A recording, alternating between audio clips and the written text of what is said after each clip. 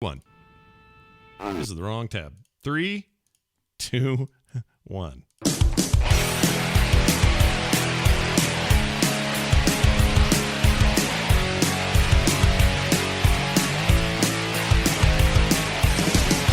Hey, everybody. Check it out. It's Core. Thanks for being here. It's Core for Wednesday, October 21st, 2020.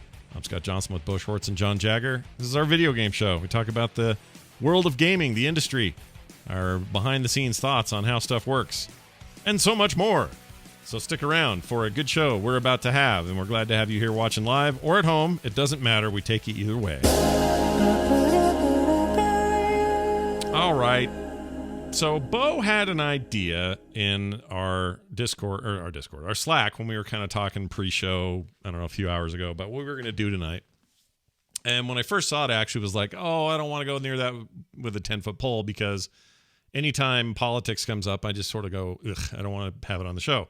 However, I got to thinking about it, and after you'd replied and like shared more of your thoughts, it's actually kind of an interesting thing. And it's an interesting discussion to have about gaming being a gateway to the next generation's methods of communicating with the people.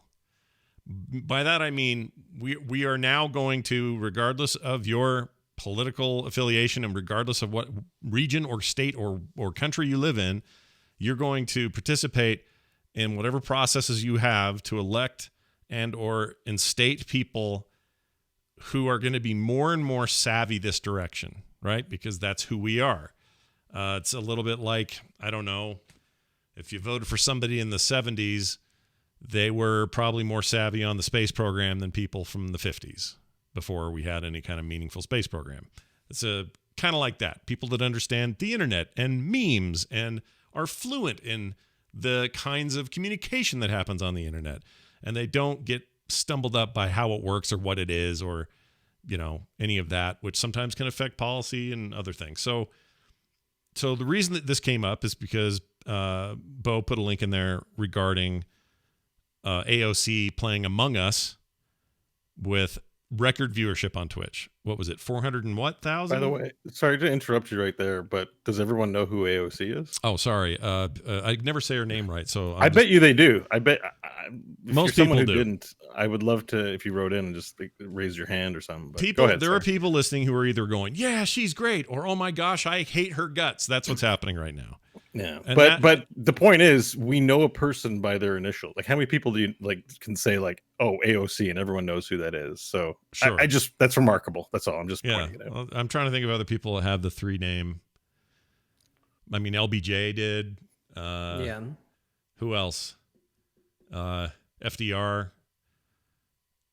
Okay, good. Yeah. BLT. I didn't think you were going to think of one. You thought of 2. Those are 2 prominent political names. I'm trying to think if there's another one. Yeah, but like, how many people? Like, I think the thing I'm trying to point out is like, she's a household name. You know what I mean? Yeah. For good. I just think it's remarkable because she's a senator. She's a young one. Yeah. And it's not nothing. It still takes work. Well, for part us of it is because know that there's a politician who calls herself AOC. Part of the problem is that her name is complicated and hard to say. And so I think it's just also easier for people to say AOC. I could be wrong. So it's Alexandria Ocasio-Cortez. Yeah. I believe I said correctly. I believe you did. I think. Alexandria is not too hard, and Cortez isn't hard. Octavia is not. Is it Octavia? Or... Well, we've certainly we've identified where people get stumbled up, apparently. We found the troublesome part of the name, apparently. Yeah, Oblivion is not hard to remember. Anyway, no, but I just want to remark that we know her by AOC, and that's just it's a fair point. I actually agree with you. So for good or for ill, a lot of people know who she is, and by when I say that, I just mean some people really like her and some people really dislike her. We are not getting into that today, except there is a part of this I want to showcase, which is for her to get 400, almost 500,000 concurrent viewers, which is record-breaking. No one's done this before. Not your ninjas, not your Dr. Disrespects. None of those people have achieved those numbers in one stream before. Also, man, these Among Us guys must be just having the time of their life because that's all anybody's playing is that freaking thing. Although now that politicians are getting into it, the sun is setting Among Us. Yeah. It's happened. I feel right that way now, too. getting The mainstream AOC will to take play, Yeah. cool. Yeah. But once some crusty old white dudes start You playing want to watch Ted Cruz play they're Among gone. Us? No. They're gone. I Nope. don't want to watch Ted Cruz do anything, because here's the thing. Ted Cruz, I do not think, as an example, is somebody who's very fluent in the ways of the internet. I don't think Joe Biden is. I don't think there are a ton of people on both sides of the aisle here in the States that have any fluency in the way that she seems to have. And I think that's just the beginning. You're going to see people on all sides of the spectrum, regardless of your affiliation, start to glom onto these outlets as a way to communicate with their potential constituency, or at the very least to communicate with people whatever message they want to communicate. Because they've grown up with it. Imagine if I'm a politician. It's not impossible for me to make a bid for a seat somewhere. Mm-hmm. And you think I'm going to be like writing things? I'm going to be streaming, hey, dudes, I'm running for office. Woo! Like, everyone's going to be like that. Like, she's just the advanced, what do they call that? The harbinger, or the advanced military action, or she's just the warning shot across the bow. Right. The rest of them are coming. Yeah, they are coming. And so that's the one thing I wanted to bring up was, on the one hand, if somebody like that, again, with that kind of fluency and understanding of the platform, gets to that platform and knows it well enough that they don't seem like awkward ding-dongs on there. Like, I remember, well, okay, I'll get to that because this is part of my point. If it's someone you like, I promise you that someone you don't like is getting close to that same notoriety. And I'm not talking about there are already plenty of left-leaning people and right-leaning people and everybody in between doing different things on platforms like Twitch and YouTube and everything else. I mean, that's obvious. I'm not saying there aren't. But in mainstream political circles, it's a little bit more rare to see this. They don't run their own channels. They don't have massive followings beyond the norm when it comes to celebrity-style Instagram posts and Twitter accounts and things like that. This is a significant deal because A, she's a gamer anyway, and B, she understands the platform and, again, is so fluent in all of its nuances that this is just a good fit for her. There will come somebody sometime soon who has a populist has a popular viewpoint that people follow, who falls on the opposite side of the spectrum she does, who also understands this stuff, who also is fluent in it, and will also get gigantic record-breaking numbers. So I guess what I'm saying is, don't get either too excited or too disappointed in who's doing it and when, because they're all going to eventually. Bo's right. It's kind of like first shot over the bow. It's like a big deal for the moment. Yeah. But Ted you're Cruz going to see next, more guys. of it. That's my call. Whoever's the big stream, it's going to be Ted Cruz. It doesn't have to necessarily boil down, although the tendency in this country is the opposite, to be a left versus right debate on this. Like, that's kind of irrelevant to the topic at hand. It's more just that this is how people are now communicating to voters. Right. It's the same method of, when radio was brand new, you have a huge edge if you adopt radio for your campaign versus somebody who's just like, no, print, just print. Mm-hmm. I know we're going like well beyond my time on that. Or even just speeches. Like, there was a time when you just did speeches and you circulated and that was enough. Meanwhile, the guy on radio can cut out half of his circuit, hit more places with the radio. So I think your point's really good. Yeah, no, it's a totally valid point. And not only that, it scales forward. So when the change from print to radio came, it was a real transition for a lot of people, and they couldn't quite hack it. And so you'd see younger politicians who understood that world did better when that happened, and those who didn't. And the same thing happened with television. That comes around, and people like Nixon look awkward and uncomfortable the whole time, and people like Kennedy look like they were made for the camera, and they speak to the camera. The camera loves them. They love the camera. Like, there's like this moment like that. Reagan, somebody who very much looked great on film, sounded great on film, knew film, understood the language of the time. And you could argue that we are now exiting, however slowly or however transitionally, we are exiting from an era where cable news is the norm. That's how you talk to your wads of people. And that's been an innovation in the late 80s that is now at its whatever point it's at, but that's what this is. We're still in that little chunk of time. In the meantime, the internet came and grew and grew and grew, and I think we're just now finally getting to a place where legitimately, And I think she proved that the other night. I mean, that's not millions of people watching at one time, but that's still a significant jump forward. That we're going to get to a place where it's a lot like that transition. People that transitioned well to cable television will likely not transition well to internet stuff because, again, they don't have the fluency. But people who do understand this stuff and have that word, again, I keep saying fluency, but I like it here, they're going to just ease right in. And it's going to fit them in the same way the last generation cable television did, and the generation before that TV in general did, and before that radio, and before that print, before that stump speeches. Like that's just where this is another one of those.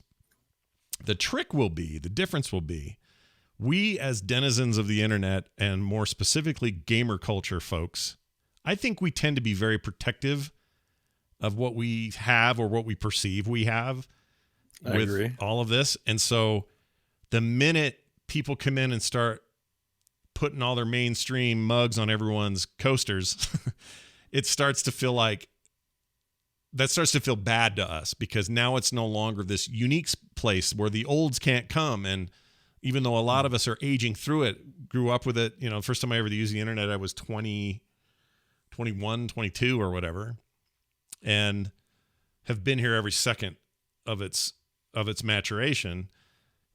So you're going to have some of that like mainstreaming of this medium happen. And when that happens, people get rebellious. Like we're not going to love it. And I guarantee there were people who did not love that she had 500,000 people watching concurrently and so many millions over the course of the stream. I know there are people that just see that as, that's opportunistic. They're taking advantage of a platform they don't belong on. This is for us. We're gamers. Get out of here, whatever. Forgetting that Twitch is owned by a mega $1 trillion freaking company like Amazon. And like, there's a lot of stuff in this, right? Yeah, but also everyone's like late with those comments too now, because I'm going to say like this pandemic has made a shift in because you said denizens of the internet. And I know what that means. We all know what that means. We're listening to it. Yeah, I'm a denizen. I use the internet a lot. Everyone's a denizen of the internet now. There's no denizen of the internet. It happened right before our eyes, just like a few months ago. It's gone. Like everyone's broadcasting, everyone's zooming. Literally everyone I talk to is doing video chats. My mom's starting to watch Twitch now. Like they all have their phones. They're getting free chats. Their behaviors are being modified. We're being trained. I know it's a bit of an echo chamber, and maybe I'm being a little myopic, but I would say the majority of people, let's say just in North America to keep it simple, are on the internet, and the people we talk to who aren't on the internet are now a shrinking minority every day. Yeah. And what that means is if you're hang your identity on being cool because you use computers or use gaming or you have this culture, that's gone. We're at the point now where this is all mainstream and everyone's doing it. And these other people we talk about don't exist. They exist less and less every day to a point that they'll be zero. Yeah. And so our shift in our attitudes is also going to take place. Is also starting right now. I agree. And it's what you're describing is the accelerant that is the pandemic. The pandemic had a way of, this was already the trend for sure. The pandemic had a way of saying, well, now this is the only way you're going to work remotely. This is the only way you're going to communicate remotely or do any of these things. This is the new way. And so I think you're right. I think millions upon millions of people got onto the train late, but that train was going and they had to get on. And now we're accelerated in that direction for sure. Yeah, like my day today, the security guards playing whatever on their social media. The guy outside I walked by on his phone. Like, I don't see anyone not on a phone, and the phone has the internet, and that's what they're doing, internet stuff. Mm-hmm. They're denizens. And so right now, like the only people that are late, like abysmally late to the party are politicians. Mm-hmm. And like by keep politics out of my games and stuff like that, it's like, that's over. You can say that all you want. It's done. Yeah. It's done. Everything is part of your games and part of the computer world now. We are not a part of some niche culture. We might be a niche culture within the larger culture. Like you said, the mainstream's going to take hold of it. Yeah. So we're all going to go over here and be like hipsters. You're going to have computer and internet hipsterdoms, I think, emerge if they haven't already. But, I just thought we're talking about, like, is it a big news week or slow news week? To me, this is the biggest headline of 2020. A politician is encouraging voters by chilling out and playing games like normal people, And as Scott said, well, she's familiar with games. She's probably been doing this or understand this culture already enough to be fine with it. And like all those old guys are going to die out, right? And a bunch of new guys are going to come in, and they were all raised with the computers in their hands since birth. Yeah. And the world is heading in that direction, and they will be on Twitch, and they'll be all over your games. And the good news is that politics and game are actually been closely related throughout all of time. And I don't think we have enough time to get into that here, and I would want to research it before I give that to you. But even the creation of chess is interconnected with politics. I get wanting to keep it away because you want some personal private space and you dislike games. Yeah. I want politics out of my life. Great. Right. But politics out of games is like saying the sky should be red because I prefer it that way. It's like, you got a blue sky, buddy, like deal with it. Like, and what I want to say just as this is like, this is the moment where a big flag is raised, a demarcation point from the world as we knew it to the world as we know it today, where now the seal is broken off. Yeah. Politicians will be in your Twitch streams if they aren't already, and this is what they should be doing. It's not. I'm not even like this is a change. I've been thinking about my own country. I'm like, why aren't these guys on Twitch all the time, like reassuring people and showing them the work that they're doing? We have the technology. They're scared. The old way, they hide things. They don't tell us stuff. And having a camera on 24/7. Oh, the political things that'll happen. Well, the rest of the world's moving on without them. Yeah. And if they don't participate, we'll make our own governments in the digital world, and they'll have the Google and Apple. They all have the money. So we have money to back up this idea that we're becoming virtual citizens, that governments will just be like eventually get deprecated or bought out by these companies. Like at the end of the day, countries are also deeply connected to money systems, and the people with all the money who can fund the militias that back the laws are the ones that win out in history. So anyways, this is a big deal. Yeah. I think it's a very big deal. And well, you also I'm excited and also scared. You mentioned it's dominating our news, and it is. In theory, the way, just for how the show is made, in theory, throughout the week we add the news stories from video gaming that we want to talk about. Mm-hmm. The reality is, on Wednesday, we panicked a couple hours before the show, go and find the most prevalent news stories and throw them in there. Yeah. And other stuff happened, but because of this one thing, essentially, it dominated the news stories. Everywhere I went to get news stories, this was the top of the page. Yeah. So you can say whatever you want about, okay, well, she was at roughly 500,000 viewers, and that's for her channel, not counting the people she's streaming with, not counting people who are going to tune in later to a VOD, not counting all of that. But then you also have to factor in that now, if you are plugged in any way, shape, or form to video gaming websites or content or news, this is also the leading story on every single one of those websites, whether you watch Twitch or not. Yeah. Like, this is how news gets out to people now, to a certain subset of people. And it's not one that gets mined by politicians very frequently. It's one they like to talk about, but it's not one where they actually reach out and make that approach. Right. Yeah. Like it's potentially a sea change. Not potentially. It is happening. It's happening. Bo's right. It's happening. John's right. It's happening. The question is how rapidly. None of this stuff is ever overnight. You'll note that radio still plays a role in political discourse throughout, especially election years. So it's not like we've gotten rid of the old ways entirely, but we're definitely moving toward this more. And I do think that they need to, because if they don't, they're going to get behind everybody. I look at my 20-year-old son, his entire generation, they don't know life without some sort of smart device phone. They don't know it. Like my kid was 7 when iPhones came out, and that was a big moment, for at least for mobile computing. And so much has happened since then. There's no way that his generation is going to be up there going, well, now I don't know about this internet. Like, they're just not going to do that. They are the internet. Like, they're going to know everything there is to know. It's going to be as mainstream as you can expect it to be. And it's going to be the olds who are seriously the lamest ever. It's going to be, that's why I am so dead set by all the way up to my deathbed. I will know what the F is going on between me and however I'm connected to that internet, to that network, however it's going, whatever's going on, I will know what's up. Because, and I mean everything from just like basic functionality of whatever's cool in 30 years or whatever's happening in 30 years. I refuse to be that guy that's like, oh, I don't know how you were back in my. I'm not doing it. I'm just not going to do it. Now I may do a little bit because maybe that's just natural for old people to get stupid. I don't know, but I'm going to work really hard on it because that generation, they're going to have no time for us, dude. And our freaking old man talk about, well, I remember AOL days. We had data caps in 2020. We still had to pay extra money if we went over our date. Like, well, all our old notions are going to sound really stupid to his generation. Well, and if you're sitting there thinking, well, isn't this aiming a little low? Like, I have a feeling because in this household, there were exactly 2 people that were really, really excited about this, and neither of them are old enough to vote. But you think about it, and yeah, maybe it is getting a group of people that are younger excited about something.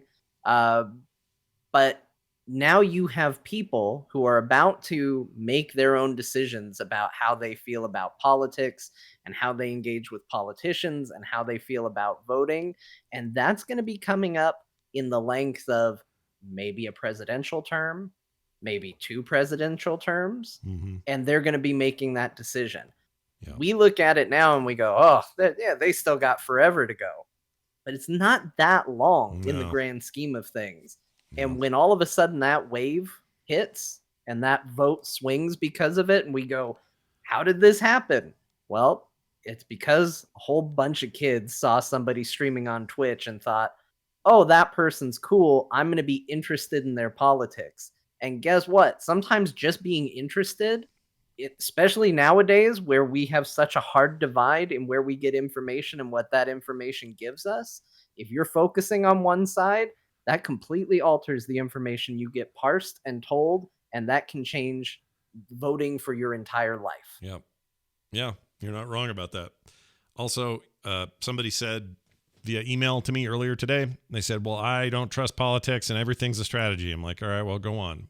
Not really, because the email was in full. I didn't say anything to them and then read the rest. Anyway, the rest of the email basically said, what if this is just a way for her to, get one of the stodgy olders that she's up against or people that don't like her to say out loud on a microphone on the Senate floor or the House on the House floor and accidentally say into a microphone something to the effect of, games are for kids, or I can't believe you'd bother. While you're busy playing video games like a 10-year-old, we're here doing the real government's work or whatever.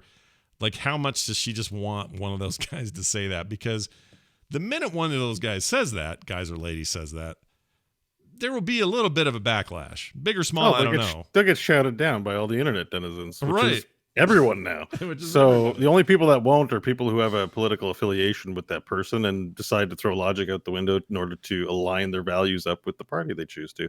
But she's early. There's such a thing as being too early with an idea, and then you get hung like a scientific idea, and everyone's like, no, the earth is flat, die, and they kill you. And then there's being on time, being the guy who discovers it, or being among them of a thing. And then there's after, when we all enjoy it and take it for granted and think it was always there. And, so she's probably like, for politicians, and this is probably why people don't want politics in their games, but the game never stops. Everything they do is part of their career. Like, that seems obvious from the movies, the Hollywood films that were made, like Primary Colors is a great one, for example. Like, politics never stops. And so, yes, I assume everything has an ulterior motive with a politician, even if I think they're being cool and on Twitch and know what I'm into. Like, I still suspect any politician as being motivated to have people like them so they get votes. And that's just what that is. You can't have a politician that isn't a politician, I guess is what I'm trying to say. Yeah. And there's always an angle. And I think people are right to assume that. It's okay. It's fine. That's the job. And you shouldn't get all wrapped up in it or see any one or another as like your political savior or whatever. I just think it's interesting what the difference would be, say, all right, so like her playing Among Us, or she did a bunch of stuff with Animal Crossing early on, stuff like that. Seeing that and knowing that, and having her like, reach out on Twitter and say, hey, does anybody have the such and such item? I don't have one and I need to get it. And people saying, yeah, it's in my store. And her literally going to somebody else's Switch, walking through their town, going to their store, buying something from the twins and then leaving is, again, speaking the language, the actual language of what these gamers are talking about and want and do every day. It's not just saying, well, I'm here to just say, good job on your beautiful layout and nice work on the fish you've caught today. And, well, just keep on going. Like, that's not it. The message is, dude, I don't have that clock. I need it. Okay, sweet. I have one in the store. Come get it. Like, that's the language of it.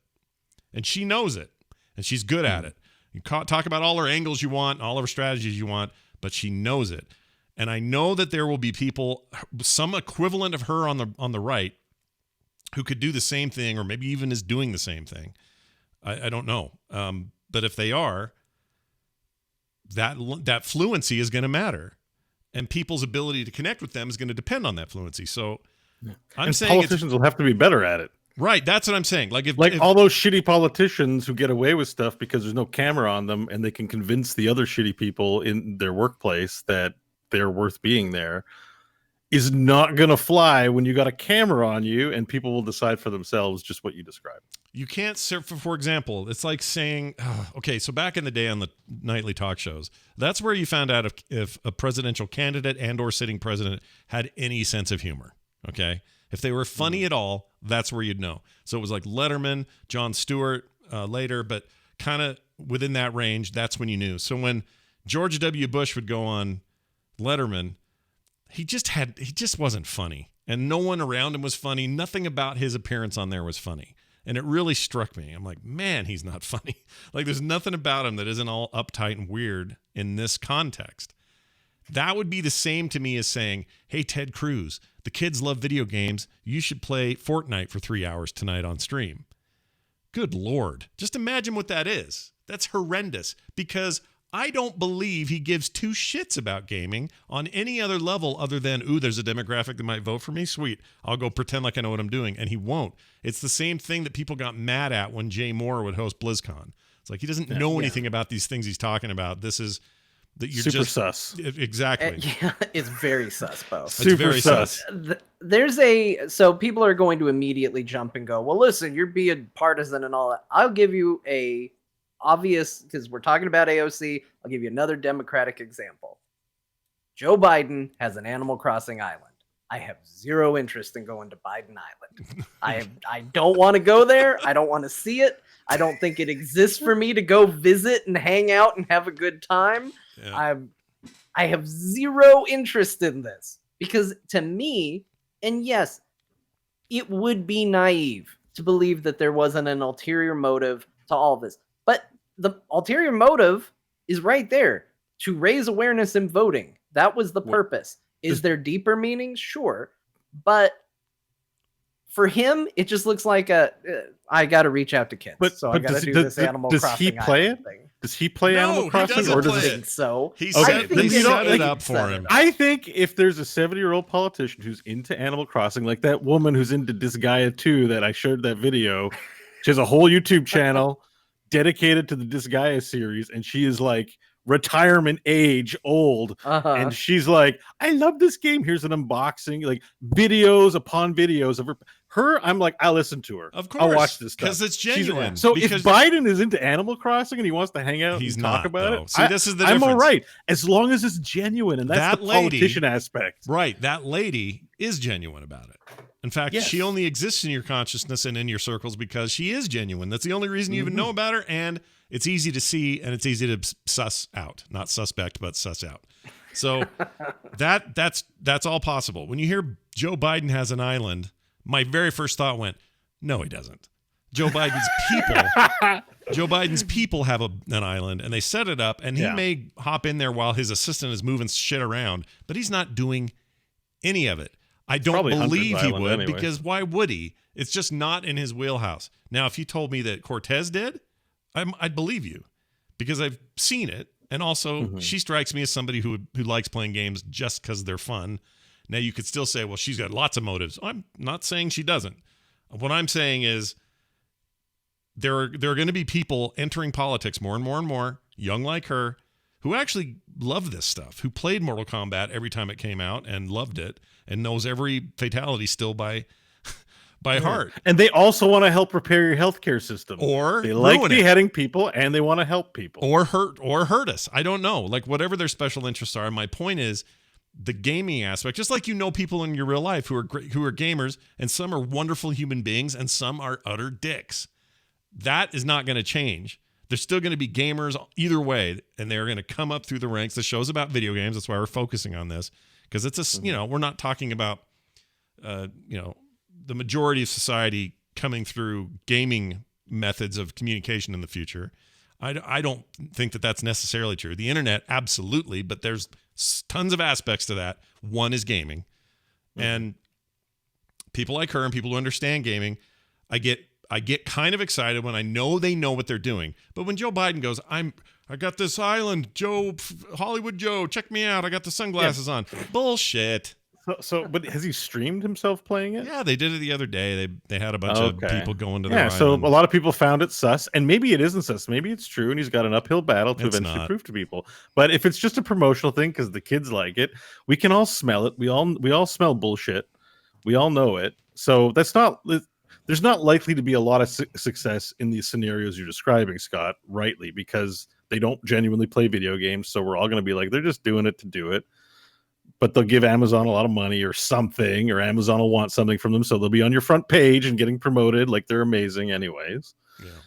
Yeah. But eventually, like, my feeling is that those people that are sus, whether they're playing games or not, but let's just be context of games, they'll get sussed out, as you said, and they'll be replaced with other awesome people who want to be a part of, because the important part about live streaming, I've discovered, at least for me, and what I like about it when I watch it, is not the manicured, oh, here's a show and here's a presentation. It's a guy walking onto the screen looking like a normal human being that I can relate to, doing weird things like picking his nose on stream or making dumb mistakes in games. And I'm like, yeah, okay, I like that guy. And I would like a normal human being, a person comfortable enough and comfortable being vulnerable enough to show me that they're normal, they're a human like me and their fellow countrymen or whatever.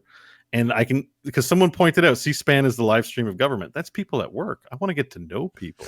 Yeah. The worst way to get to know people is work with them, like, for a day. Like, they're probably showing you their best side. They're biased. Yeah. But you go have a beer with someone and they say, listen, I don't normally tell this, but this is one of my stories. And you're like, whoa, you got a connection. And it's like, we have the streaming. Any politician come up here and say, listen, I just want to tell you a story about my childhood. And I'm not going to put on the voice that sounds like I'm talking presidential or whatever. I'm just going to be a dude and just say, I'm really bummed out by this thing. And, because of that, I think tomorrow I'm going to try and focus on making that situation a little, it's like, whoa, the human being just relaxing, thinking about his job, taking it seriously and sharing it with us. Like, to me, that's what politicians are going to look like. And Twitch is the vehicle. YouTube Live is another thing right now. But today, the place to be intimate with your audience, except for OnlyFans or whatever, is, which I don't recommend politicians take up as a thing. Yeah, probably don't do that would so be much. Twitch, honestly. Here's the thing: if I want what I want is, I love the idea that a major politician, especially in this case, the other person on the ballot to vote for in the highest office of this land, I love the idea that there is a one-off, goofy Animal Crossing event. This is what I want, though, and I built a career out of doing this. I've tried really hard to be the guy you hear on microphone with all my mistakes, my foibles, my goofs, and my bright points. All of those things is me. It's all me, and you are getting me. Ask my wife. People do all the time. Is he like this in real life? She says yes. It's 100% him. It's transparent. That was always really important to me, still really, really important to me. I want that out of my politicians. So when I see Joe Biden's got an island, I want him to go in there and go, I don't know what this is. I've never played this before. It seems like the kids, like, be honest with me about it. Now, not that he's outwardly lying, but it's a very controlled message. It's a very controlled environment. They're not really, having you look at it. As a gamer, I want him, if I could walked up to him or Trump or anybody else and said, tell me who Tom Nook is. They're not going to be able to tell me. Tell me about the Nook. Yeah, tell me about the Nook and why is it a problem? You might get different answers. Exactly. In 20 years, all the politicians will know who Tom Nook is. They might, and that's an okay thing. And then there's a new level of how people leverage things and use things to manipulate and all of that. I'm not saying that that's not true or that we're going to hit some utopian ideal when all the gamers grow up, because there's also a lot of real dicks in gamer culture. So yes, we can wish for the best, but I'm not sure that's what we're going to get. But the point is, I'm not saying it's a positive thing for sure. It's Right. just a thing. Right. So Neutral. Yep. I just, I mean, what am I trying to say? Sorry, I interrupted you, but you were talking about you don't want you want people to be genuine, and you've made a career. By the way, which let me back that up. It isn't easy. Making it look easy is the career. Being a politician that doesn't sound like a politician is like the hardest thing in the universe. When people are like, "Man, why do these politicians behave that way?" It's like because very few people are talented enough to do it. And Scott's particular talent is he's on camera all the time and on voice, being himself. And you don't believe that that's hard? Try getting a bunch of people who've never podcasted before to record a podcast. They sound like they're on stilts. And they're like, "Oh no, I'm being natural." I'm like, "You're putting on a voice. You're putting on airs. You don't even see it yourself." But everyone listening is like, they're putting on airs. And when I hear myself leaning, or if I feel myself drifting into a place where it's coming out too machinery-ish, like I'm just, I don't know, like I'm on rails or whatever, I get really mad and introspective about it because I don't like going that direction. I mean, hell, this morning on TMS, I told a story about how I woke up this morning with a bunch of blood on my right thigh. Oh, shit. I know. That I still have no explanation about, by the way. It didn't come out of me because no other blood. It was on the outside of my sweat, of my, what do you call them? Sweatpants. Was Kim involved in this? No, maybe you don't want to talk about that. No. We look again, full transparency. We looked at all the options. She's not bleeding. I didn't bleed it out of anything. No front, no back, no holes, no cuts. I'm good. But the blood came from somewhere. Oh, I know. So we think it was maybe one of the dogs, like burst a little. Something in her butthole. I don't know because she sat on me. They're both fixed though, so there's no in heat blood going on or anything. So hang on. That's what you do. You fix a female dog and they don't bleed anymore. Well, that's the whole thing. Oh, okay. Sorry. Yeah. Right. Yeah. So they're not in heat or anything like that. So I can't blame it on the dogs necessarily, except I still think it was probably the dog. Maybe she had a cut. They wrestle a lot and bite each other. One's a puppy and a big Weimaraner puppy, so big enough to make a good gash on something. And I just had this inexplicable blood. So all day today, I'm like, all right, I got to pee. Let's go see if it's anything to do with the pee. Like maybe I had a leaky blood thing. I mean, you don't know. I don't know. Like a little clotty peeing and pooing blood happens. Yeah. So I went and peed, clear as spring rain, no problems. Nothing wrong with the back end either. Just no cuts, no like mole that fell off. It's just, and it's only on the outside of my sweatpants, not inside, which means I'm now picturing Scott with like a toolbox. When like a Donald Duck cartoon when the tire gets flat and he pulls out a giant toolbox with all kinds of weird looking things. And he's like, "Nope, not the bottom hole, nope, peeing just fine." I'm just picturing him with a black light suddenly turning into CSI, and he's just like, "We found blood." Yeah. That's what it feels like. He's just going through the house. It's like I want to take my sunglasses off because I finally figured out. Hey, the do you have a black light? You should find a trail. If it was one of your dogs, there might be a trail. It might not just be a pool. On maybe as a hint, you might see a drop on a doorway. I don't think I have it. Does blood look different than other things under a black light? So you guys are actually getting dangerously close to one of my irrational fears, which is, you ever think about just like, you watch those murder shows, right? And they're like, "We found a drop of blood at the scene." And then I think about how often my blood ends up places that I don't want it to, whether that's just like a cut finger or, I got a nosebleed, or the other day I was walking around and I looked down and I realized that like 2 days ago I had banged my toe really bad. And apparently it had gotten a cut by the nail and that just tore open and was just bleeding all over the place. And I thought, if I went missing, and they went into the house and they were like, "Is there blood in here?" They would probably find it. And they'd be like, "He was clearly murdered." But not necessarily. There's a million reasons. People are just like fleshy blood balloons, and a little blood goes all over the place sometimes. Yeah. Did you check your nose? That's the other thing. I checked my nose. There's By no the way, dried no other blood in there because maybe you could have sat up, sleep. You know, you're like, and But it was bled, and then enough. went It was back to enough blood, by the way. And by the way, everyone in the chat room's like, was it jelly? Was it this or that? No, it's not food. It is absolutely blood. I'm 100% positive. I know what blood looks like. Taste it. No, I mean, I came close to smelling it. Don't taste it if you don't know if it's yours. Don't do that. Because what if it's dog blood? I don't want to smell dog blood. What's that about? Well, I'm But sure anyway- dog blood smells fine. I mean, it's just there might be something bad. No in blood. any No blood in the Don't eat bed. blood. Okay, no blood in the bed. I even sleep on that side. And so if something came out of me, we'd have had blood on the bed. There's no Did you blood. kill a mosquito? How much blood was it? A lot. Like this much. Like Yeah, that's a fair amount. Well, that's a lot of But blood. it didn't pool. Like, it was on you, but did it pool up in your mattress? it was from no. That's the thing. It didn't get on. Nothing else has blood on it. But Then it was me. something on. It was probably it was under the blanket on your jogging pants. Yes. Then But the it was blankets don't probably- have Did anything murder on it. anybody while you were There on a was jog? And there you was just no forgot murder about it? No murder. No No, bodies. then if it was under the blanket, it wouldn't be you in your sleep because you'd have. How would you know to put off the blanket, bleed, and then put the blanket back on? Right. It's got to be your dog. It's for sure your It's dog. got to be the dog, right? Yeah. All right. So I want to. Here's the point. Where Unless it was Kim, but you said Kim's. Maybe she had a nosebleed on your leg. Like, was her nose have any dried blood? I've had nosebleeds before, and I've woken up to like. stains. massacre, So, like, right? Pillow and What? all that. Yeah. Yeah. Like, and it's like, of it that. hasn't happened very much, but it's disgusting. But I'm like, I had a nosebleed. Like, I was None of that. What would happen? The only way that would work is if she had a nosebleed right down next to my thigh and just went blah, blah, blah, blah, blah, all night, and then had no markings on her, any kind of blood on her face. It makes no sense. None of it makes sense. Yeah. But I will it's play the this dog. as if It's I for sure a discovered dog. it. There we go. CSI Miami style. We figured it out for you, everybody. Well done. Well, here's what I know. Here's the facts. We're playing Among This Us is right shaping up to be the best core ever. We've talked about politics and mysterious blood.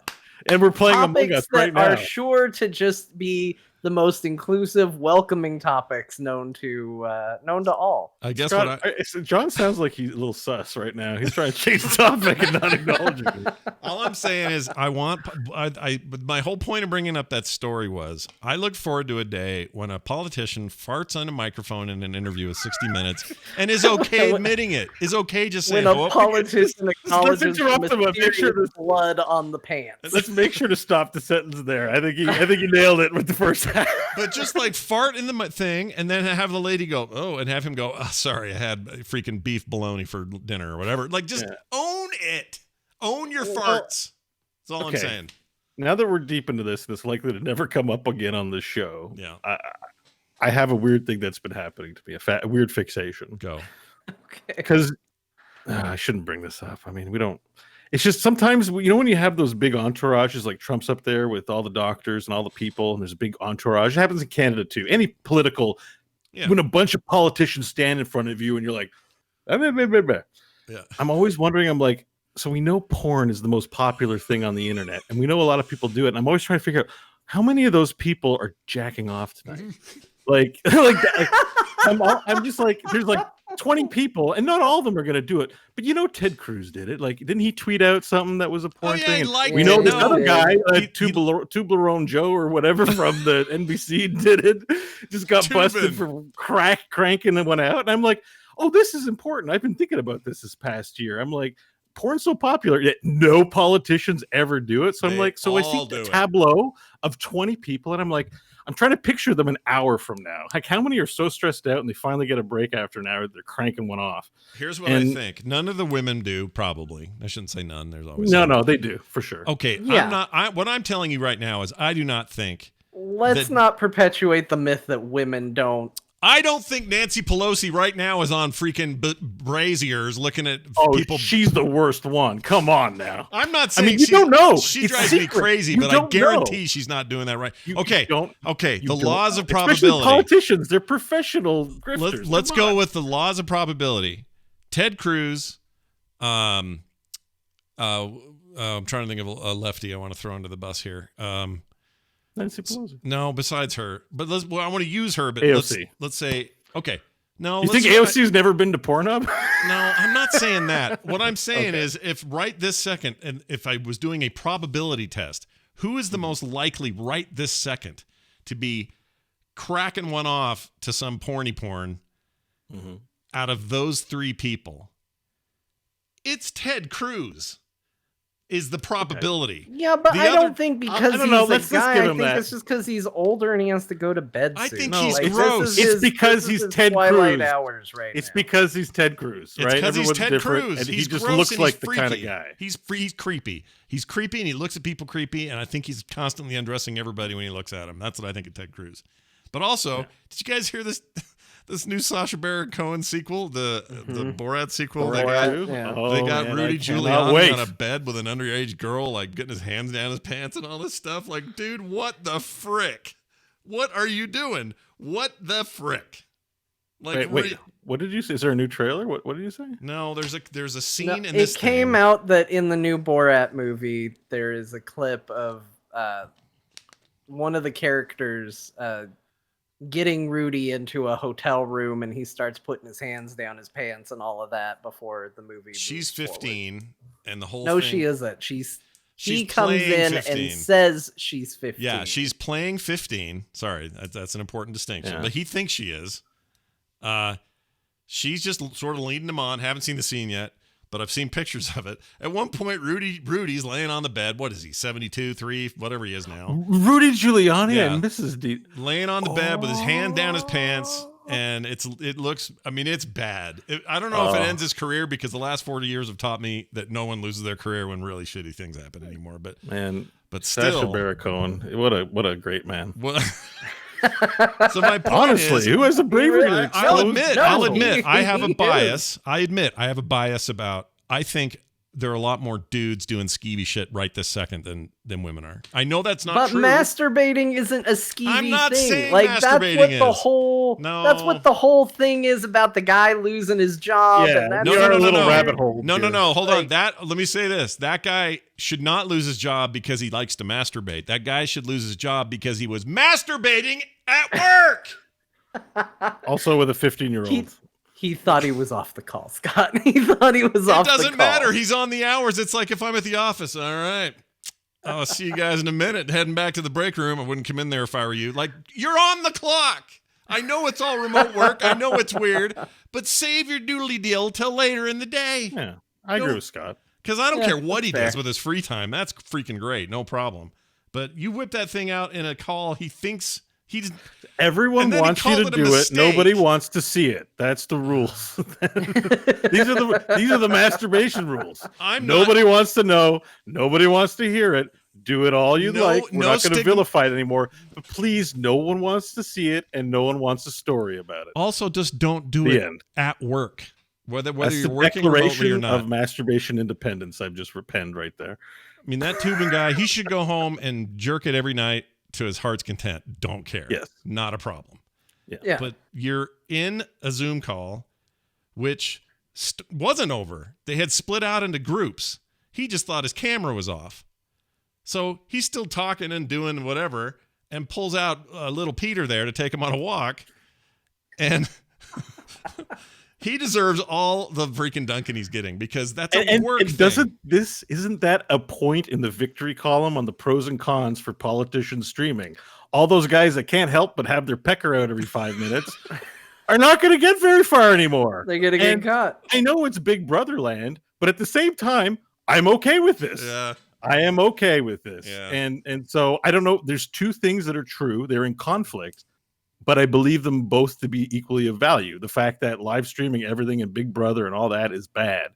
But hey, right now people hide all their bullshit and get away with it because they don't have a camera on them and are not held accountable and think they can get away with things. Mm-hmm. When really politics and all this stuff is about awesome people being exceptional, but all the hacks also get in there, and they're hacks, and they are uninspiring, but they won't get anywhere not showing off that they are inspiring, and all the frauds are there. Mm-hmm. And live stream, like AOC, confirmed, not a fraud, a great person we want, awesome. She's young, she's super smart, she's into cool things, she's having fun, very beautiful too.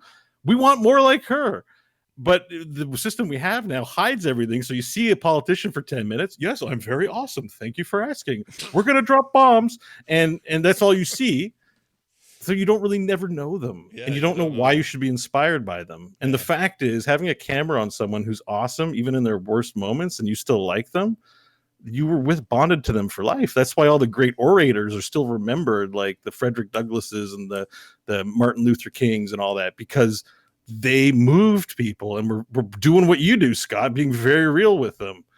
And, or any politician that was populist, I guess. But we want all of our politicians to be populist because they're our leader. We want to like them. The fact that we don't like them is a massive problem.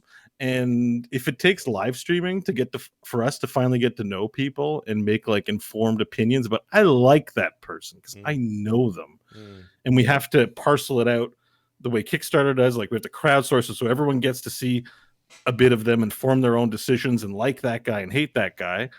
We are better informed for it because it's not the policies that we vote for. It's the person. We vote because we like that guy. We like Trump, or we like Trudeau, or we like Biden, or whatever. Mm-hmm. And it's tough because I don't think everyone likes Biden, but they still want to vote Democrat right now, And so like it can be very difficult to marry those two things. And if that savior's not around, then someone steps up and it's lackluster. Yeah. So even in the case of the Tubin guy, I wish what he would say. Here's an example of it. He doesn't even have political pressure to do this. Just say, "Oh man, sorry guys, I like to whack it in the day sometimes." And even when we were all at the big office, I'd sneak away, and that's just a thing with me. Like, freaking own it. Don't say, "Oh, it was a mistake." No, it wasn't. Tripping on your kid's toy and falling down the stairs was a mistake. Yeah. They're still stuck playing old rules. They're playing by old rules. Like if you watch how they behave, they're playing by rules that worked in the 80s because that's all they know. That's how they were raised. They were promised that politics worked that way probably as they were coming up, and they're getting bombshelled. All of them are getting bombshelled. They don't know what's going on. Except AOC. Yeah. So he should have just come out and said, "Guys, it's 2020. We're under a lot of pressure. You don't always feed the geese at night." See, I would have appreciated that. I don't know if it would have made me any more comfortable with him having, prime time spot on Mr. Commentary about anything. But at the very least, I'd go, all right, being honest with yourself and us. Good job. That I respect. I don't care when you go flog your hog. Just don't do it at work. That's all I'm saying. And don't do it on Twitch. Jeff Bezos will turn off your channel no matter who you are. I'm pretty sure. I watched his stream one night. No, it was an archive. That's what it was. Somebody had put it on YouTube, and there was a stream where somebody had thought. I'm sure there's a whole bunch of these. There's probably a whole Reddit channel that does these. But somebody who was streaming, everything's fine, playing games, whatever, turned it all off. Thought they'd turned everything off. Cameras up, streams up. They go off in the corner with their lady friend and commit the act right there on camera. And of course got banned on Twitch, but somebody archived the video and kept it somewhere. And I just think to myself, that stuff's going to happen, and it's going to happen more and more. Like the Tubin thing. We're lucky with as much Zoom stuff as going on right now that this doesn't happen every other 5 minutes. Because, of course, it happened. I'm sure it's happened, and it's been killed before it got out. I'm sure that's happened way more than what we see, too. Maybe, yeah. But the thing is, like, yeah, because that stuff's not always public, right? Like in this case, it became public because they were like, yeah, we're letting him go because... or we're putting them on leave or whatever they did. Anyway, I went too far down that hole. Good luck to all of you out there trying to rub one out during a meeting. Good luck. And also, never mind. You nailed it. I think we should leave it. We've made enough trouble for one show. I think we're good. All right, go check out Luna. It's out now. You have to be selected. Amazon Luna, everybody. Streaming at its finest. Go check it out. All right, now time for this. Let's talk about games we played. For real on that Luna thing, those who have gotten it like it. They don't think it's, going to blow any doors down, but it's a small fee for 50 games so far, more are being added all the time. It's more of a Netflix-style approach. Ubisoft's going to do some add-on channel stuff. It seems okay. It seems better than Stadia. I'll put it that way. From what people are saying. There's a bar. Yeah, there's a high bar to get over. Let's talk about what we've been playing. I played a lot of World of Warcraft this last week. For whatever reason, their pre-patch for their next expansion just landed with me. I'll go into way more detail on Friday for the instance, but I just wanted to mention what really got me here is actually what I was looking forward to the most with this expansion, which is the new character leveling experience. Whether you're starting a level 1 and a new player, or you're bringing an old ult back, or whatever it is, they've basically just turned the world into selectable time walking campaigns. I mean, that's literally what you're doing. So you can say, all right, well, I want to play Pandaria again.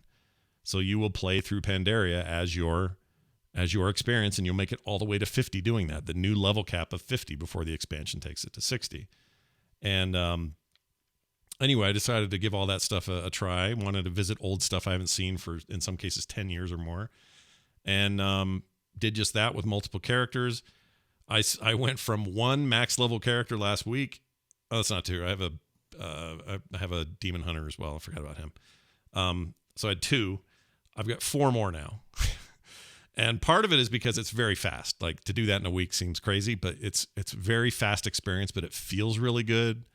It is very rewarding. You quickly, when you're gaining levels, you quickly getting new abilities. It doesn't feel all spread out and weird.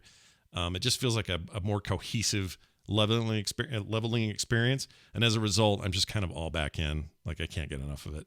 Although I'm now at a point, if you're not a patron, you won't hear John and I talk about this today, because while Bo was figuring out his stuff, we had a small conversation about how when you hit 50, what happens in the game. We don't have to get into it too much here, but basically it just ends wherever you're at, and you're sent back to Orgrimmar with about a minute timer to go wait for the expansion, basically, or do other content. And that's a little frustrating. I wish they gave us a toggle or a way to say, no, I want to stay here and just kind of keep working through this story or whatever, and see Wrath of the Lich King all the way through, or whatever. Yeah. Outside of that, though, I really like how it feels. It feels like the right thing to do to old content, made it relevant again in a way that's like usable. And I'm really excited for that expansion. So I wish they'd hurry up and put it out. We don't have even a new date yet. So if it's November, I mean, it was the 27th originally that got pushed, and then no new date. So I saw you guys saying it was really fast. Yeah, it's quick. Yeah, it's quick, and it feels good. Like, it just, so you could play all the different expansions with different alts, like as an activity. Yeah, like, and you can change. Yeah, and you can change your mind, Bo. That's what's cool. I can be in the middle of, say, Wrath, which I was, and I hit a bugged quest, which I'm sure they'll fix. But it was so annoying to me. I was like, well, gosh dang it. Maybe I'll just go over to Pandaria for a while. And it'll let you. Now, it doesn't let you go to the equivalent of level 17 in Pandaria.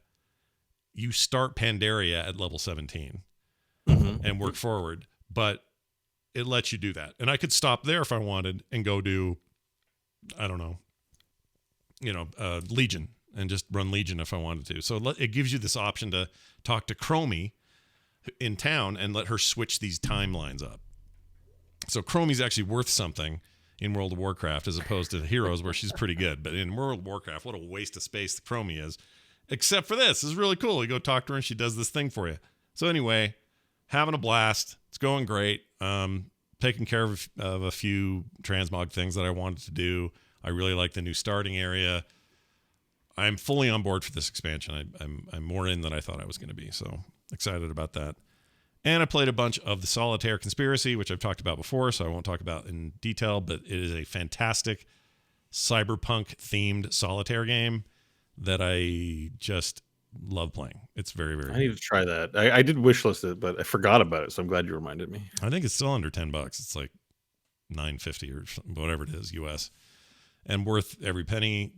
The developer's really cool, and I follow them on Twitter, and they're if you reach out to them, they answer their stuff, and they just seem great. But I really, really like it and recommend it highly to anyone who's looking for if you like just a good single player, even just card game, which I guess it's a solitaire game no matter what if you're playing by yourself, but it's just a great new twist on that whole genre, and it looks cool.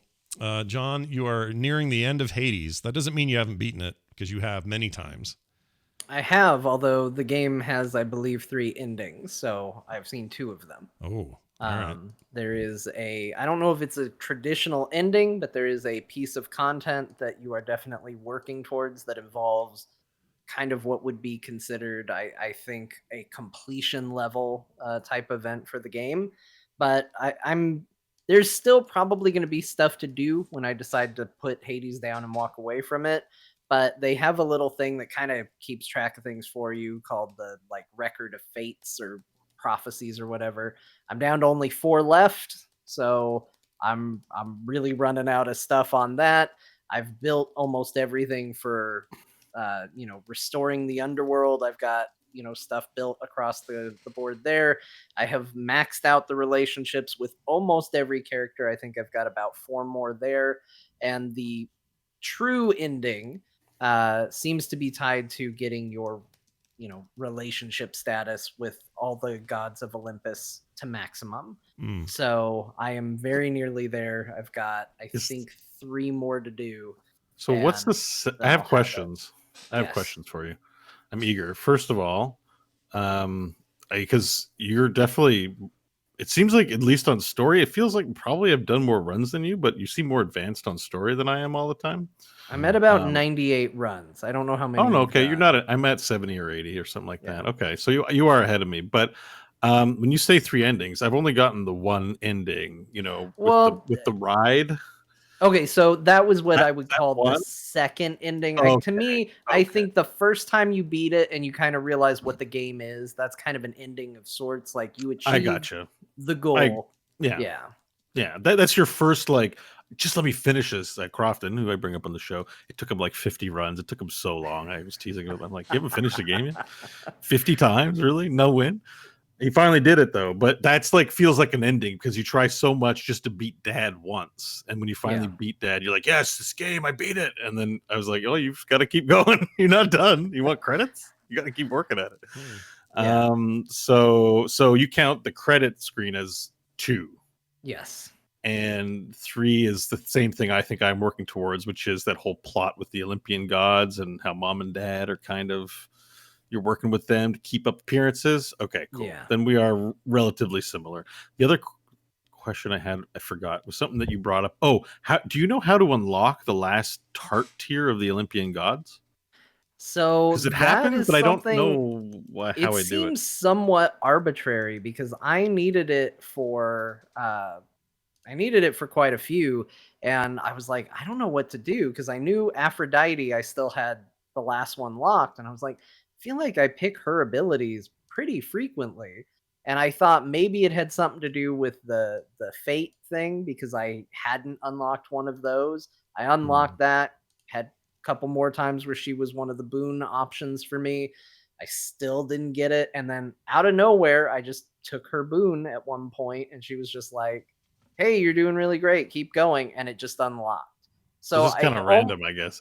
Yeah, it almost feels like there's just like maybe a counter of how often you take their boons, and once you hit it, it just unlocks. Because I have noticed it's been unlocking kind of left to right. Although notable exception is I think Hermes might be different. Like for some reason Hermes is rare. Yeah, he seems a little weird because Hermes is like the hammer. Like the hammer, you get like basically a virtual guaranteed hammer in Tartarus and a virtual guaranteed hammer in Elysium. Yeah. And I'm even wondering if you increase the drop rate with that mirror talent, if you can actually get a third one. Because I think I've gotten 3 hammers once, but it's very rare. And so Hermes is like the hammer, but in Asphodel. So like he'll appear other places, but you get at least 2 guaranteed Hermes drops. And so I'm always like, I don't want to pass this up because I need this, right? You don't pass up a hammer. Sometimes you get more. Sometimes you have to pick between him and a hammer in that sense. Yeah, but you're never like meaning your main god or your secondary god is never Hermes. You never get it early enough to build into a Hermes build, and his talents are so generic, awesome, really good, but they're either defensive or they increase attack speed, or they do all that like peripheral stuff to change your character, and less of the here's fire sword and here's ice sword, So I think he's a special one, and his unlock, I could see it being special too. He also talks a lot, like I'm doing right Hermes now. Is they keep asking me if I want to keep talking to him. Yeah, and I'm like, because I feel like I'll miss something, but maybe I should tell him to shut up. I don't know. That's what I was wondering. I was like, if I tell him to be quiet, is that what I need to break that lock? I don't know. The game doesn't explain these things, and I refuse to look up because I want to avoid spoilers. So I don't want to like be a min-maxer about it. Do you feel like they're discoverable, or are they just accidental? Like, are you worried about that you're just going to bump into it by that accident? Definitely happens. We're like, I don't know how this works, but stuff's progressing. And when you're getting it, you're like, this feels good. Okay, great. But then when you're kind of like, oh, I want to get that last heart, I'm like, I don't know how to do it. Yeah. And then I'll do 5 runs, and I'm like, I kind of want to know how to unlock that. Yeah. I haven't done it for hearts, but I did do it for some of the boons and some of the stuff. Like I wasn't getting the prophecy about buying one of everything from Karen's shop, and I was like, "There, what? How do I get this?" And it was just because I was never taking the talent where you get a free resurrect in every room, but you don't have death defies throughout the entire thing. Right. And so there was one called, I think, Touch of Sticks that I was never getting, and it was because I hadn't taken that the talent. prereq talent. Yeah. And ran into a similar thing where, again, Aphrodite, there was an ability there that I was never seeing. And it was because it has a prerequisite on her own list where you take the cast ability and it kind of gives you a short, and I hate it because it just makes the cast ability so small, which I already struggle with. But if you take that, it unlocks the opportunity for this one to then drop after that. And so I was like, oh, okay, I got that. So those I looked up and I was kind of glad I did. But for the most part, you'll just discover the rest naturally. By the way, that Aphrodite thing, you can put that in the bow that launches cast, and then it'll do it like a ranged weapon. That's why this game's awesome. You're like, I hate this thing. It's melee. Oh, it's so close. That there's a weapon that you just change it completely, and you're like, yes. Or the shield. That shield powered up properly. Oh my gosh, the hidden which tier shield do you...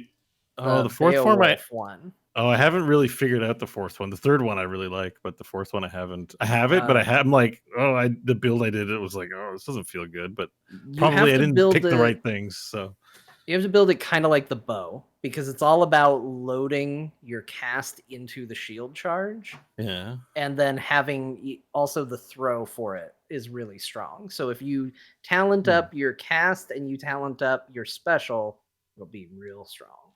You'll be real special. That's what you'll be. Yes. Mm-hmm. Anyways, we could do this for hours. If you couldn't tell by strategy. Anyways, time for the Hades. No, I love that. I love that game, but I'm not nearly as deep as you guys. And we are so deep, Scott. We are sick. You have a John's farther than me, because I think I'm kind of sick with playing this game. Like I've been playing it so much. Yeah. It's like take a break. It'll be there next week, kind of thing. You know, and it's just like no. Yeah. Must play every day. Must play now. We're kind of in really deep. Yeah. It's shocking to me that I have put the amount of time I've put into it, which is already substantial. Yeah. And then I basically never used the cast ability. I hated it. I was just like, it's this limited resource and I got to go pick it up and it seems really stupid and I hate this thing. And then I did a build based around it because I was like, I should get used to using this. It's dumb that there's a whole button and mechanic that I haven't used in this game. Yeah. And, oh my gosh, it's so powerful. It's so good. And I was just like, it completely reinvigorated the game for me. Reinvigorated. It revinegared the game for me because, man, oh my gosh, that thing is great. And I loved it all over again. And then I was like, okay, well, let me try the bow where you can load your cast. Let me try the shield where you can load your cast. Let me try the sword where you can pop the cast out. And I made some builds that just decimated bosses. The final boss, you're just like, I just trashed you. It was no big deal. Yeah. And this game is it's got such a hold on me that I was like, I'm not going to play some games. I'm going to do core, probably go to bed, grab a bite to eat. Now, all I want to do is play like just you talking about it. And I'm like, this is definitely happening. I have to play this now. So send your emails to John saying that he's the enabler today, not me. It's a cycle because I talk about it, gets Bo wanting to play. Bo streams it, and I start watching his stream, and I go, I can't watch him stream this without playing it myself. I have to load up right now. I really want to emphasize, I think it's subtle, and I don't think this game will hit mainstream Call of Duty levels of popularity or whatever. But this thing is a perfected dopamine simulator. Like literally every time you think you had enough, something's like, do that. And then, bing. And it's just like, it's really a diamond in what they developed here. It is world class. Yeah. The polish on it, the game, how fun it is and how everything. I was reading an interview and they're saying, no, when someone's impression of it is that death in roguelikes, usually feels like a setback, right? Like, I died, I lost everything somehow. And it's depressing. When I lost my hardcore character in Diablo 3, I mean, I needed time. Yeah. It's just like I put a lot of work into it. It's all gone now, Yeah. and I made a stupid. I had to disconnect. Yeah. I'm pissed off. Yeah. This game, you're like, I lost. Oh, the Hades had 30 health left, and I lost. Yeah. But within seconds, you're talking to Hypnos, and you're like, oh, it's all right. And then Hades is there, and he's like, so you kind of sucked this time, and you're like, oh yeah, I'm gonna do it I again. liked it. Oh, and I'm in this beautiful painting, walking around, talking to these great voice actors. I'm okay. Yeah. I want to do it again. Yeah. Within I'm seconds, you're like, I'm still getting new dialogue, Yeah. and it's shocking to me. Yeah. Like I tried a really high heat level run with a new weapon, and I got trashed by Lerny, or the Bone Hydra before you change his name for the rest. Bone Hydra of was the my game. nickname in high school, baby. Yeah. So previously the Bone Hydra, now known as Lerny through the rest of the game, and I lost to him, and I hadn't lost to him in ages. And the next time I went to fight Megara, and I go walking into a room, and she goes, "You got trashed by the Bone Hydra," and I was like. That's why this game is awesome. I was like, yeah, I did. It does make they all comment on your last run. Yeah, it Like, makes you literally want to like check your drive and see how big the files are, because you're like, how are there new voice samples? It's Are they only like a streaming these 4 in? gig game. Yeah, it's crazy. And the one last question I have for you, John, because I haven't done this. Have you done Extreme Measures Hades at all? No, I've been kind of balancing my heat runs. So like right now, I think I'm an 8 on the sword and an 8 on the gun. Oh, I see. You're pushing them all up together, right? Yeah. Yeah, they're all rising, although certainly some are not as high. I think I was on like a 5 on the shield the other day, and that was after a lot of shield runs. So they've kind of all been rising up, and once you do that Hades upgrade, you're at like a 10 at that point with nothing else added to it. And I was like, well, I don't really need it with anything else at the moment, so this is a bit much. But I want to try it because I do want to find out. There's a whole stupid mechanic about these statues that are covered with sheets, and you have to do a certain heat level to get the statue uncovered. Wasn't the first one was a bit disappointing, I gotta say. Yes, it is. You get totally trolled by the first one. They make you run at like heat level 6 or 8, I think it is. 8. It's 8. Yep. And it took me 4 tries, by the way. Dying on Hades 4 times. 8 is hard, and you feel like you have to really work for it and earn it. And spoilers if you don't want to know what's under that sheet. No, we need to tell people this. It is a naked statue of Skelly with a little leaf covering his pelvic bone. And it's Skelly just coming out of a bath. It's a total troll because everything in the game up to that point unlocks even a little something that modifies your run. Even 1% on 1%. This does absolutely dick all. It's the first time it happens in the game. If you guys don't know who Skelly is, he's your little training dummy, basically, when you get a weapon and you want to like practice out before you enter. He's just this stupid skeleton. So guy. I'm pretty sure the other 2 statues that are covered are also going to be trolls, right? There's no mechanics behind these. Yes, I was hoping there would be. Because you're going to get to 16 and it's going to unveil and it's going to be Skelly in a different pose. And he's going to be like, sorry, boy. Oh, that one's pretty bad too. But trust me, the next one's going to be real good. Yeah. Part of me likes that. Skelly again. Something like that. It's always freaking Skelly. Yeah. You got to unlock it all, right? There'll still be that motivation. So you'll end up. Well, I'm trying right now. I'll tell you, Scott, for me, I'm trying to look for the exit ramp on the game.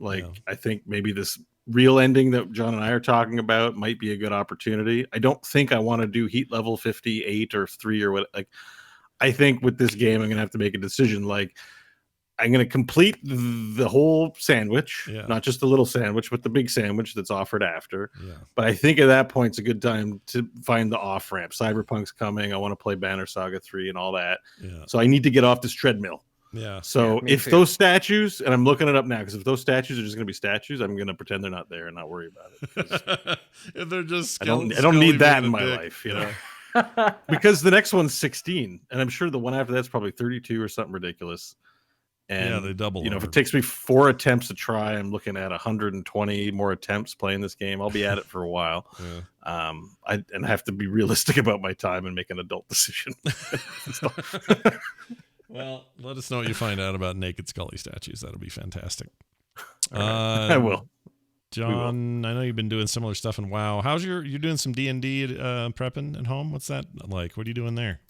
Yeah, so coming up soon, I just figured I'd mention this because it's a little bit of fun. I'm going to be doing a not like kind of a one-off D&D session with my fiance and probably the kids.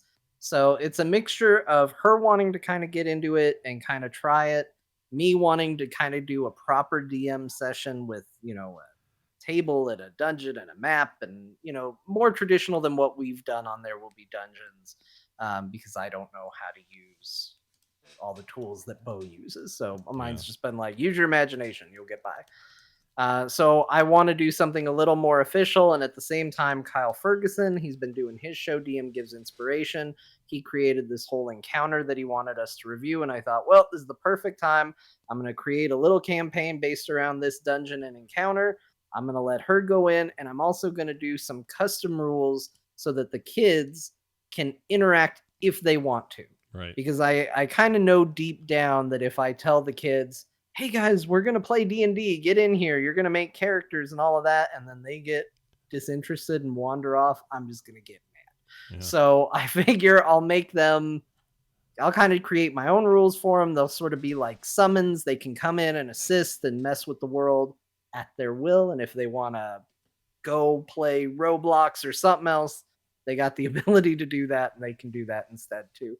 So it's kind of neat. I'm kind of getting into the whole like home table setting type DM stuff, which I haven't gotten to do yet, which is creating an actual dungeon layout and building it out of like little map pieces. And I have a little dry erase map that I'm setting things up, and I'm writing my own custom rules for the kids and things like that.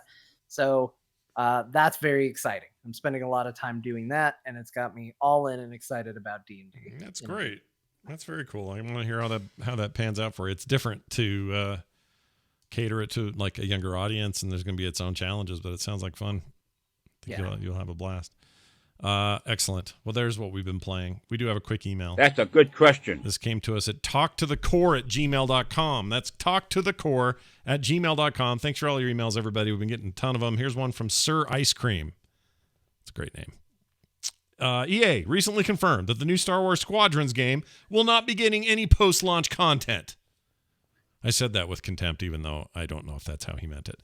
He says, probably. He says, even though Squadrons has a single-player campaign, the campaign is basically an extended tutorial to introduce players into the multiplayer portion of the game, which is the primary focus of the game. A mainly multiplayer game with no upcoming content seems odd. Imagine if Overwatch, Halo, or any type of other multiplayer game didn't get any content to those games. They would mostly be dead. I don't remember Halo getting a lot of extra stuff after the fact, though, did it? Like even the newer Halos, they were just sort of were what they were. I mean, multiplayer did. I feel like it's a little different. This is like get new content. You're saying the opposite thing. Like multiplayer games get lots of updates. Yeah, but Halo did. And I don't think Halo's a good example. I think Halo got what it had, and then they didn't really add anything. Oh yeah, I don't think Halo's a good example. No. Yeah, but Overwatch for sure. Yeah. In your opinions, does this give more credence to the theory that Disney will not renew EA's Star Wars license when it expires in 2023? It's almost 2021 right now. Oh, man, is it really? Anyway, so potentially they have a little over 2 years left with the license. So, of course, no company is going to want to support a hero shooter in space for only 2 years. I'm personally hoping EA gets the license taken away and Disney either makes Star Wars games themselves or finds a developer who will treat this IP well, not the way EA treated it simply as a cash cow. Just curious what your thoughts are. Thanks, Sir Ice Cream. I can tell you this. Disney shuttered all their homegrown development, so they're done with that. They're not doing that anymore. So if they take the license from EA, it's not going to be games they make themselves. They'll use somebody else again. Whether they'll do that or not, or who they would use if they don't use EA, is a guess to me. It would probably have to be, a big Activision or somebody big, Ubisoft, somebody. For them to get the Star Wars license. But they are literally cash cows, and I would also argue that part of the problem isn't EA just treating it like a cash cow. Disney wants maximum money out of this IP. When they license that, it's extremely expensive. So EA's decision to try to make as much money as possible, whether that be microtransactions or other bad ideas, a lot of that pressure is just from straight up having to pay for the use of Star Wars. So I don't envy any of that. And I don't know how any other companies will do much different. So I think it's easy to put a rope around EA's neck on this, but I'm not sure they deserve it when it comes to Star Wars. I mean, there are people who would say the same about Disney and getting their hands on the Star Wars license too. I'm not rendering an opinion either way, but you're right. This isn't. We could be completely. EA might just be fulfilling their contract and have been done with them for a decade now, and just they have to make those games and they do it. And who knows what that relationship's like, and who knows what the people at EA really want to work on. You know, like it's all up in the air. So I think my philosophy is this. I think it's still true.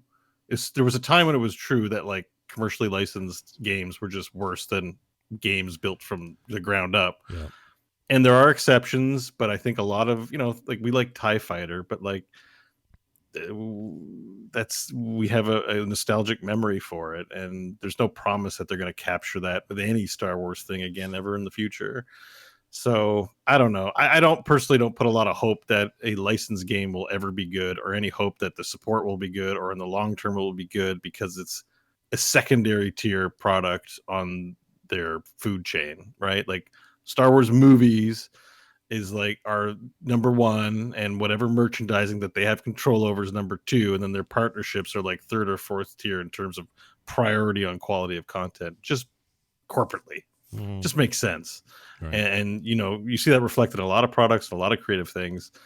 And I just think in the gaming space, like we get the odd license thing that is incredible, but we don't have I don't think we have a movie licensed or book licensed thing that has been long-standing and incredible. We get flashes of brilliance here and there with a great licensed IP game, but mostly the long-standing supported stuff are games first and are not commercially tied to a company that's it's like having a kite and they just rip it around and like, we want to do this now. And the kite's just got to do what the guy holding the kite has to do, wants it to do. So. No, well, I also think it'd be a little, it'd be hypocritical of me to criticize them for this when just earlier this year or last year, it's been so long I don't remember, Mortal Kombat came out and I was criticizing it that the way they had designed it was they had put this like elongated tail on the game.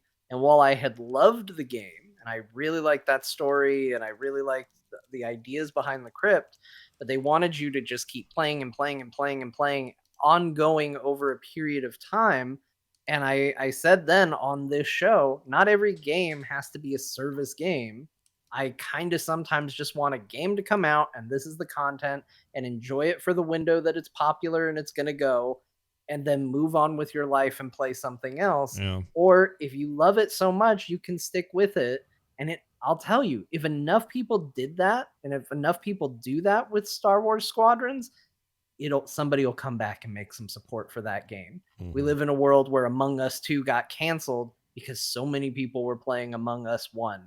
Like, if that's where the eyeballs are, if AOC was friggin' saying, let's squad up in Star Wars Squadrons and shoot some people, guess what? That game might see some additional support. And I'm not saying it's not popular enough to justify it, but like, hey, let's take a couple steps before we start jogging down the path here. I've also heard that Disney is pretty hard to work with.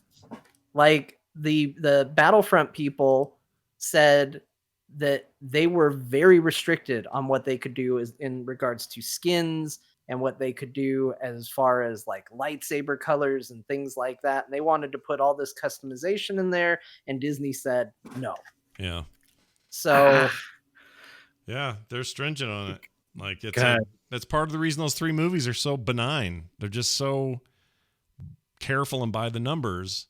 Ultimately, in retrospect, they really are. Like outside of the shroud of nostalgia and all the sound and the music and the excitement and everything else, these last three Star Wars movies just don't have a lot of teeth. And it's okay. You can still like them. I like them. I like them as a thing that exists.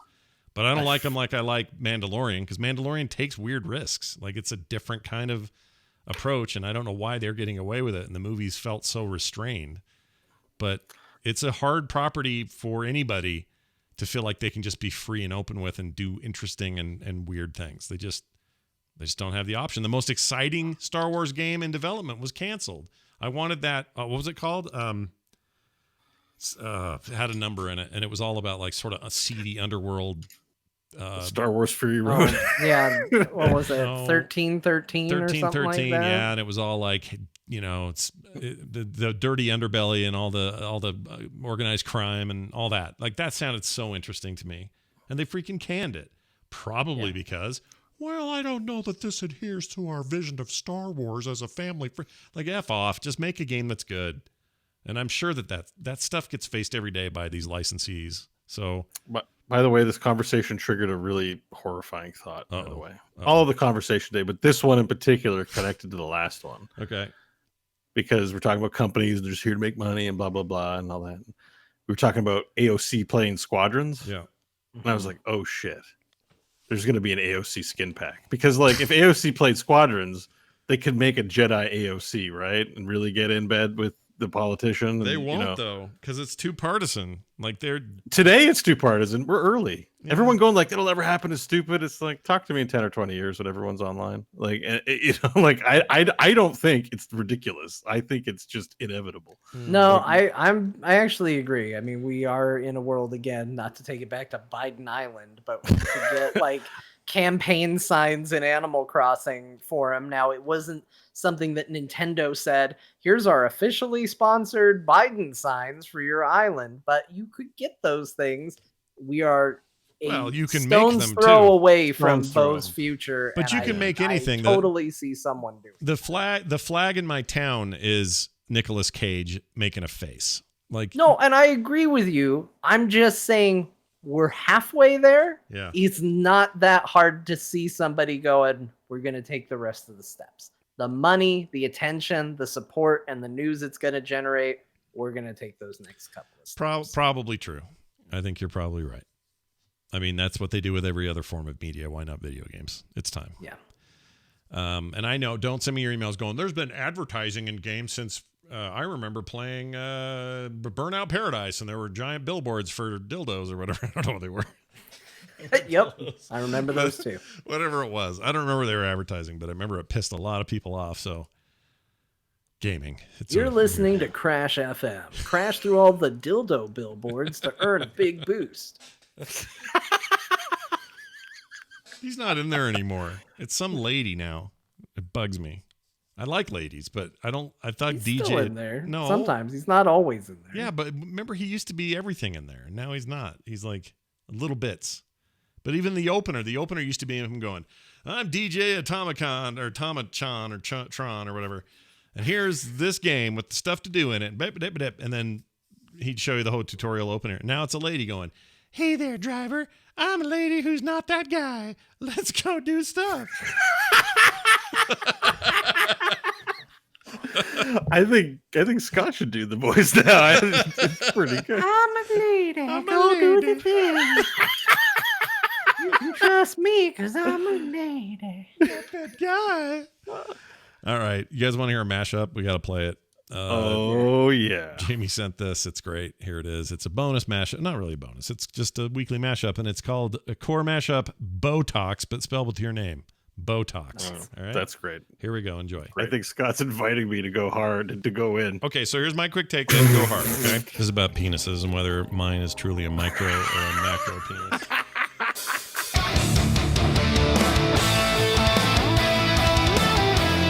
And I forgot her name. Shoot, it'll come to me. It's like Debbie.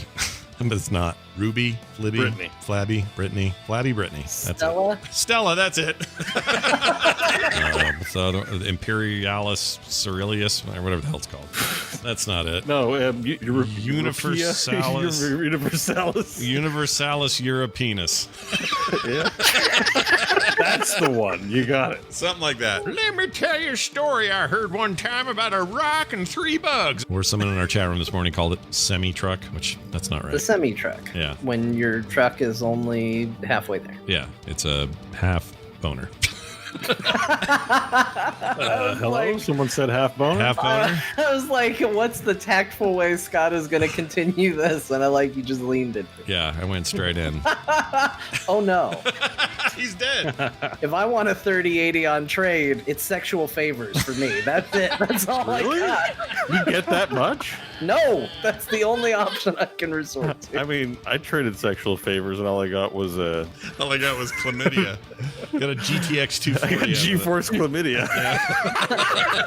It was NVIDIA branded chlamydia, so at least it was authentic. Wow. You sucked. Oh, That okay. thing sucks so bad, Bo, that it's still sucking. It's still sucking. You can hear Still it. sucking as we speak. You can hear it. got It's going. You know, if I was into plastic surgery, Yeah. Botox shit. Yeah, would be Botox a great shit. title. Yeah, and then you could be on it, and you would be Bo-talking shit, and it's Botox shit. Yeah, I'm talking an X. straight about plastic surgery. Spell it BEAUTOX. Yeah. Then you Yeah. just talk like this. This week on Botox shit, we're going to talk about Botox and how your face doesn't move after you use it. Hey everybody, I never look better than I do today. I never. This is me, I like feeling never. my best and looking my best. Never is good instead of never. Are you happy to see me? Or is I'm that happy just to see Botox in you. your I lips? have to say it out loud because I can no longer display emotion.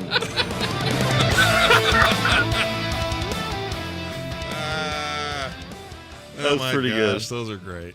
I love them. Keep doing them, Jamie. What are you doing? Go make one now. What are you sitting here for? I guess we have to do a That's show. how he's so fast. You're driving him to work. I was Yeah. like, what are you doing last week? Like, how many? He's like, I made a whole bunch. You guys are really bad at speaking. Yeah, we are. But he's great at making those. So please more. We would take more.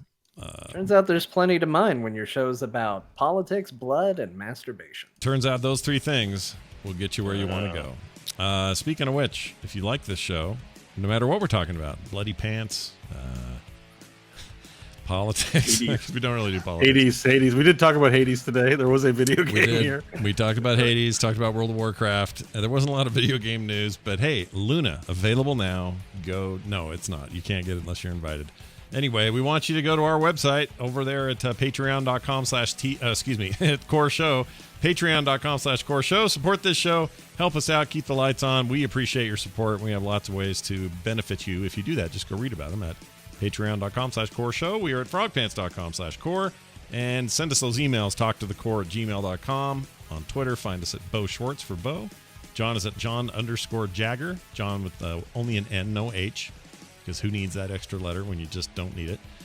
Scott Johnson for me, all one word. And check us out on Wednesday nights. We come here, we talk, we do a show at 5 p.m. Mountain Time until about 7:30 or so, which is it is almost now. So come watch us live. That's Wednesdays, 5 p.m. Mountain at frogpants.tv or twitch.tv/frogpants. Either one will get you there. All right, that's going to do it for me, for Bo, for John. We'll see you next time.